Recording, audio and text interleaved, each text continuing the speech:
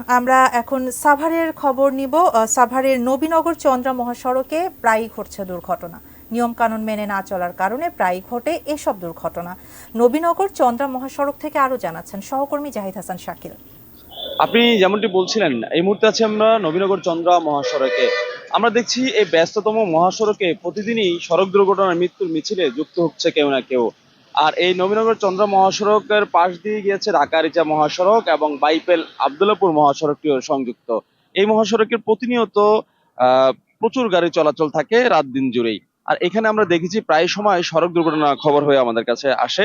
এদিকে এই বিষয়গুলো নিয়ে আমরা এখানে মালিক সমিতি এবং ট্রাফিক পুলিশ সহ হাইওয়ে পুলিশ অর্থাৎ সংশ্লিষ্ট যারা আছে তাদের সাথে কথা বলে যে এই সড়ক দুর্ঘটনার অন্যতম কারণগুলো পেয়েছি। তার মধ্যে হচ্ছে অসুস্থ একটি প্রতিযোগিতা চালকদের মধ্যে বেপরোয়া যে যানবাহনের চলাচল, সেই প্রতিযোগিতার কারণে একটি কিন্তু সড়ক দুর্ঘটনা ঘটে।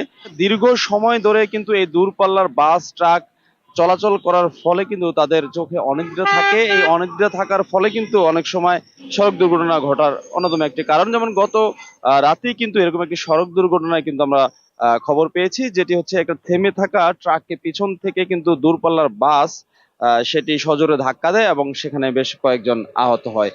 আরেকটি বিষয় যেটি বলা হচ্ছে যে যানবাহনের অন্যতম বড় চ্যালেঞ্জ হয়ে দাঁড়িয়েছে অটোরিকশা, যেটি আসলে কোনোভাবেই নিয়ন্ত্রণ করা যাচ্ছে না। এদের সচেতনতার পাশাপাশি সরকার যে আইন আছে সে আইনগুলো আসলে বাস্তবায়ন প্রয়োজন বলে মনে করছেন সংশ্লিষ্ট সকলেই। এই ছিল এখানকার সর্বশেষ।